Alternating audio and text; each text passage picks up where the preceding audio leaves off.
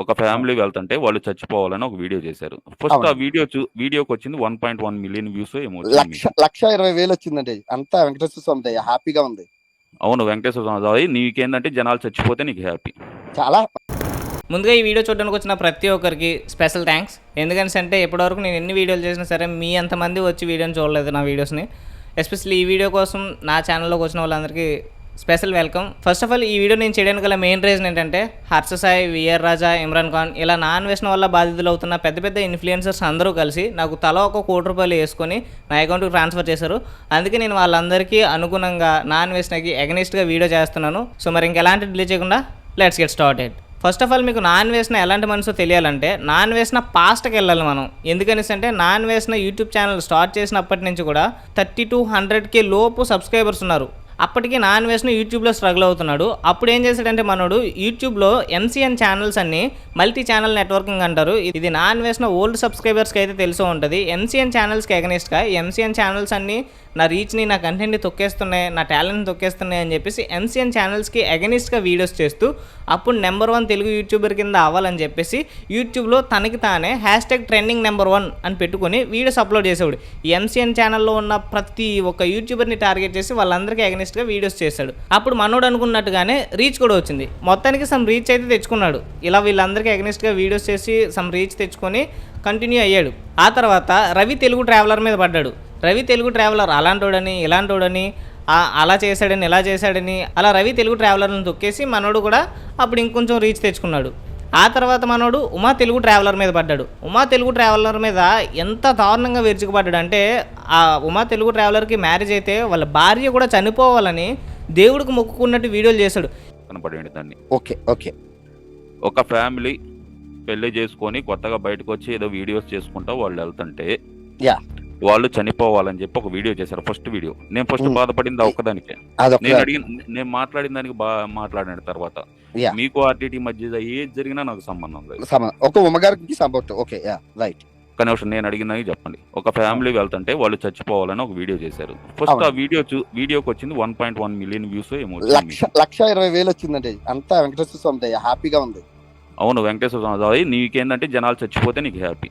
చాలా ఎంత నీచుడంటే మీ ఊహకే వదిలేస్తానా. ఎంత నీచుడంటే ఒక ఫ్యామిలీ చనిపోవాలని ఎందుకు కోరుకోవాలి? నీకు యూట్యూబ్లోని నీకు ఎంత పర్సనల్ గ్రడ్జ్ ఉంటే మాత్రం అది పబ్లిక్లోని అందరికీ ముందుగా ఉమా తెలుగు ట్రావెలర్కి ఎగనిస్ట్గా వీడియోస్ చేసి ఫ్యామిలీ చచ్చిపోవాలని కోరుకుంటావా?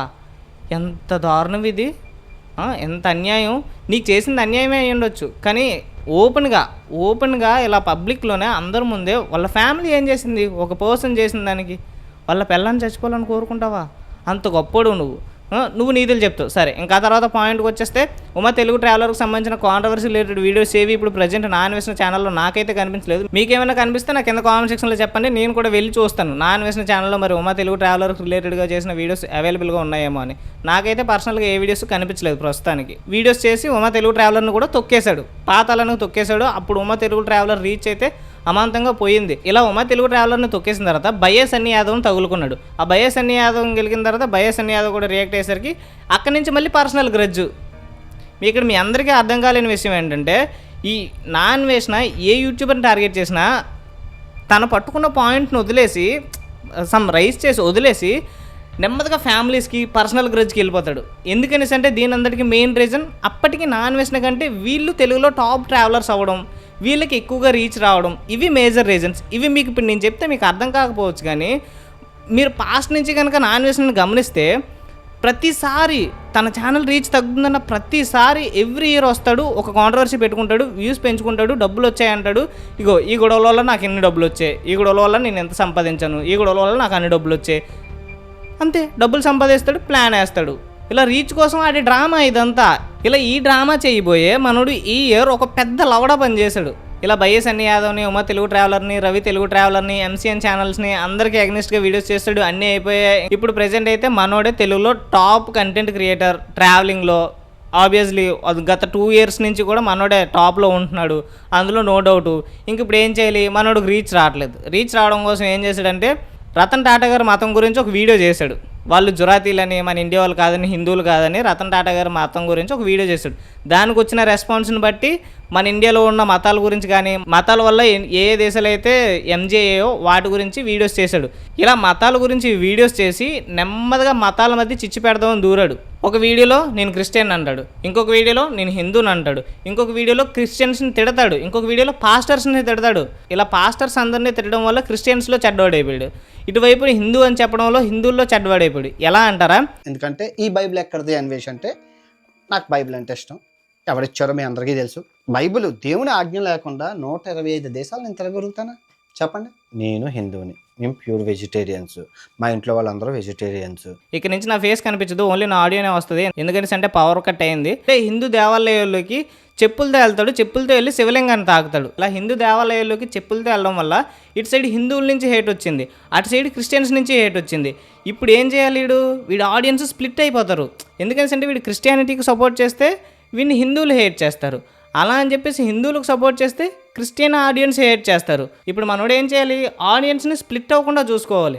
ఇక్కడ మనోడుకున్న ఆప్షన్ ఏదైనా ఉందంటే అది ఈ టాపిక్ని డైవర్ట్ చేయడం. ఆ టాపిక్ని ఎలా డైవర్ట్ చేశాడంటే, లాస్ట్ టైం బైఎస్ అన్ని యాదవ్తో కాంట్రవర్సీ పెట్టుకున్నాడు కదా, ఇక్కడ బైఎస్ అన్ని యాదవ్ హెల్ప్ అయ్యాడు అనమాట. ఎలా హెల్ప్ అయ్యాడంటే, ఒక యాదవ్ అని చేశాడు, నేను ఇక్కడ బెట్టింగ్ యాప్స్ ప్రమోట్ చేసే వాళ్ళని నేనేం ఎంకరేజ్ చేయట్లేదు, అది ఆబ్వియస్లీ తప్పే. ఒక ఎదవ పని చేశాడు. ఆ ఎదవ పని ఏంటంటే, ఒక కెమెరా షాప్కి వెళ్ళి కెమెరా కొంటున్నట్టు, ఆ కెమెరాకి డబ్బులు వెంటనే వచ్చినట్టు ప్రూఫ్ చూపించి ఒక ఎదవ పని చేశాడు. వాడి దురదృష్టం చేస్తూ అది సజ్జనార్ గారి చేతిలో పడింది. ఇలా ఇక్కడ దొరికాడు. ఇక్కడ దొరికేసరికి మనోడు ఇంకా ఇదే కరెక్ట్ టైం అని చెప్పేసి టాపిక్ డైవర్ట్ చేయడానికి నెమ్మదిగా రిమైనింగ్ కంటెంట్ క్రియేటర్స్ మీద ఫోకస్ చేశాడు. ఓకేనా? తెలుగులో టాప్లో ఉన్న కంటెంట్ క్రియేటర్స్ని నెమ్మదిగా ఫోకస్ చేశాడు. ఆ తర్వాత సెలబ్రిటీస్ని కూడా లాగాల్సి వచ్చింది. ఎందుకంటే మన తెలుగు మెంబర్స్ అస్సలు దేన్ని విడిచిపెట్టరు, ప్రతి ఒక్క పాయింట్ని లాగుతారు, అదే లాగారు. అలా అయితే చాలామంది సెలబ్రిటీస్ ఈ బెట్టింగ్ యాప్స్ని ప్రమోట్ చేశారు కదా, వాళ్ళ సంగతి ఏంటి అనేసి మేము కంటెంట్ క్రియేటర్స్ అందరూ గట్టిగా తగులుకునేసరికి అప్పుడు వాళ్ళ మీద కూడా వీడియో చేయాల్సి వచ్చింది. వాళ్ళ మీద కూడా వీడియో చేశాడు. ఆబ్వియస్లీ వాళ్ళ మీద కూడా కేసులు ఫైల్ అయ్యాయి. Okay, I appreciate that. వాళ్ళందరినీ జైల్లో పెట్టావు, బెట్టింగ్ యాప్స్ని ప్రమోట్ చేసే వాళ్ళందరినీ జైల్లో పెట్టావు, సూపర్. నువ్వు ఏదైనా అవని, నువ్వు టాపిక్ డైవర్ట్ చేయడానికే చేసావు, ఏదైనా అవని, రీజన్ ఏదైనా అవని, వాళ్ళ మీద చేసావు, సూపర్. ఆపవు, బెట్టింగ్స్ని ఆపవు. I appreciate that, really I appreciate that. Anveshana, really I appreciate that. Okay, నెమ్మదిగా నువ్వు కాంట్రవర్సీ నుంచి సైడ్ అయిపోయావు. నీ మీద వచ్చే హేట్ మొత్తాన్ని స్ప్రెడ్ అవ్వకుండా ఆపేసుకున్నావు, సెక్యూర్గా ఉండి రిమైనింగ్ కంటెంట్ క్రియేటర్స్ అందరి యొక్క భాగవతాలు బయట పెట్టావు. వాళ్ళు ఎలా ప్రమోట్ చేస్తున్నారు, వాళ్ళు ఎంత సంపాదించారు, వాళ్ళు ఎంతెంత ఆస్తులు ఉన్నాయో అవన్నీ నెమ్మదిగా బయటను పెట్టేసావు. ఓకే, అంత బాగుంది. మరి ఇప్పుడు అన్ని నీతులు చెప్పావు కదన్నా, అంటే ఇంకా చెప్పాలంటే సంస్కారం గురించి మాట్లాడావు కదా చాలా వీడియోస్లో. అంత మంచి సంస్కారం గురించి మాట్లాడినప్పుడు ఎదుటోళ్ళ అమ్మ నాన్నలు తిట్టమనే నీ సంస్కారం నేర్పిందా అన్న? అంటే నీకు అనిపించలేదా ఎక్కడ కూడా నువ్వు ఎదుటివారి తల్లిదండ్రులు తిట్టడం తప్పు కాదని చెప్పేసి? వాళ్ళు చేసిన తప్పుకి వాళ్ళ తల్లిదండ్రులు ఎందుకు తిట్టడం? ప్రతిదీ తల్లిదండ్రులే చెప్పరు కదా. ఇప్పుడు నీకు దొడ్డికి ఎలా పోవాలో కూడా నీ తల్లిదండ్రులే నేర్పించారా నీకు? అనకూడదు కానీ చెప్పు. నువ్వు ప్రపంచం మొత్తం తిరుగుతున్నావు కదా, అది కూడా మీ అమ్మ బాబే నేర్పించారా నువ్వు ప్రపంచం మొత్తం ఎలాగ తిరగలో? నీ స్వతహాగా నువ్వు నేర్చుకోలేదా? ప్రతిదీ తల్లిదండ్రులే చెప్తారా? అలా అయితే చాలామంది తల్లిదండ్రులు డ్రింకర్స్ ఉన్నారు, అలా అని చెప్పేసి వాళ్ళందరూ తల్లిదండ్రుల నుంచే నేర్చుకున్నారా? ప్రతిదీ తల్లిదండ్రులే చెప్పరన్నా. చెప్పినా సరే అందరూ పాటించరు. ఎవరి స్వభావం, ఎవరి సొంత ఆలోచనలు వాళ్ళకు ఉంటాయి. అది అలానే వాళ్ళు చేశారు ఏదో పని. వాళ్ళు చేసిన ఏదో పనికి వాళ్ళ తల్లిదండ్రులు ఎందుకు తిట్టడం?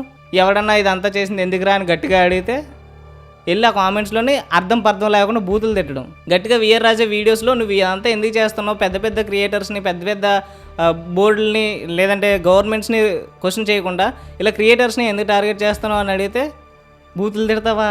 సంబంధం లేకుండా కామెంట్ సెక్షన్లోకి వెళ్ళి బూతులు తిడతావా? వెళ్ళి అల్లర్జింది కూడా అంట. మీరు ఎప్పుడైనా సరే ఒక పర్సన్ లాస్ అవుతున్నాడంటే అప్పుడే ఆ పర్సన్ గట్టిగా బూతులు మాట్లాడతాడు. అంతవరకు అంటిల్ అండ్ అన్లెస్ వాడి దగ్గర పాయింట్ ఉంటే, ఆ పాయింట్ మీద వాడి దగ్గర స్ట్రాంగ్ హ్యాండ్ ఉంటే, వాడు స్ట్రాంగ్గా బిలీవ్ చేస్తే వాడి దగ్గర బూతులు మాట్లాడాల్సిన అవసరం ఉండదు. ఎప్పుడైతే నువ్వు ఒక ఆర్గ్యుమెంట్లో బూతులు మాట్లాడుతున్నావు అప్పుడే నువ్వు ఆర్గ్యూ లాస్ అయినట్టు. ఇక్కడ క్లియర్ ఇంటెన్షన్ ఏంటంటే మనోడు వ్యూస్ కోసం చేస్తున్నాడు. మీకు ఇది అర్థం కావట్లేదు. వ్యూస్ కోసం చేయొచ్చు, ఆపొచ్చు, బట్ అది కరెక్టే. కానీ ఈ ఎక్స్పోజ్ చేసే విధానంలో తన క్యారెక్టర్ని కోల్పోతున్నాడు. దేశాలు తిరుగుతున్నాడు అని చెప్పేసి పిచ్చులు చూపిస్తాడా?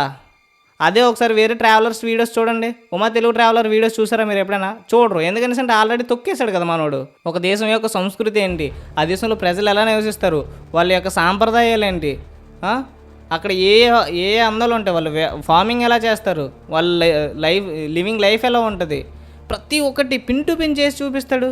మనోడు ఏ దేశానికి వెళ్తే ఆ దేశంలో పాపను ఎగేసుకున్నామా, ఓ 4 ప్రదేశాలు తిరిగేసామా, చూపించామా, ఏమనంటే ఆటగాడని ఒక ట్యాగ్ వేసుకొని తిరిగేసామా, ఇంతే. ఇదే కంటెంట్. నిజంగా చెప్తున్నా, నేను నలంద యూనివర్సిటీ గురించి వీడియో చేసినప్పుడు ఫస్ట్ నీ వీడియోనే చూశాను.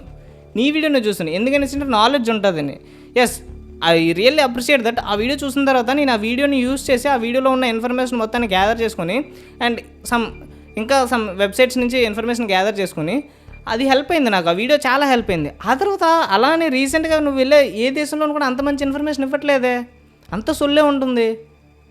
ఎక్కడికి వెళ్తే అక్కడికి ఒక దగ్గరే అంటే మరుగుడ్డవలే నువ్వు కూడా ఈజీగా మనకి ఒక దగ్గర నిలబడి సొల్లు చెప్పేస్తే డబ్బులు వచ్చేస్తే నువ్వు జనాల మైండ్ సెట్తో ఆడుతున్నావు. అది జనాలకు అర్థం కావట్లేదు. జనాల సైకాలజీతో ఆడుతున్నావు. అది జనాలకు అర్థం కావట్లేదు. ఏంటంటే జనాలకి కంటెంట్ కన్నా కాంట్రవర్సీ అంటే బాగా ఇంట్రెస్ట్. ఒక 4 కొట్టుకుంటే చూసి ఆనందించే వాళ్ళు ఎక్కువ. దీన్నే పైశాచిక ఆనందం అంటారు. మన జనాలకు అది బాగా ఎక్కువ. నువ్వు దాన్ని క్యాష్ చేసుకుంటున్నావు, దాన్ని రీచ్ తెచ్చుకుంటున్నావు. దాంతోనే నీకు కాంపిటేటర్లుగా ఉన్న వాళ్ళు తొక్కేస్తున్నావు. అదన్నా నువ్వు తోపు అసలు. మరి ఇప్పుడు నీ వీడియోలో ఉన్న బూతుల వల్ల, నువ్వు వాడే పిచ్చుల వల్ల, నువ్వు మాట్లాడే మాటల వల్ల ఎవరు ఎఫెక్ట్ అవ్వరు అనుకుంటున్నావు అన్న. నువ్వు చేసేదే లంగా పని. ఎదుటోడికి నీతులు, సంస్కారాలు, సంస్కృతుల గురించి చెప్పడం. Super, really super, nice.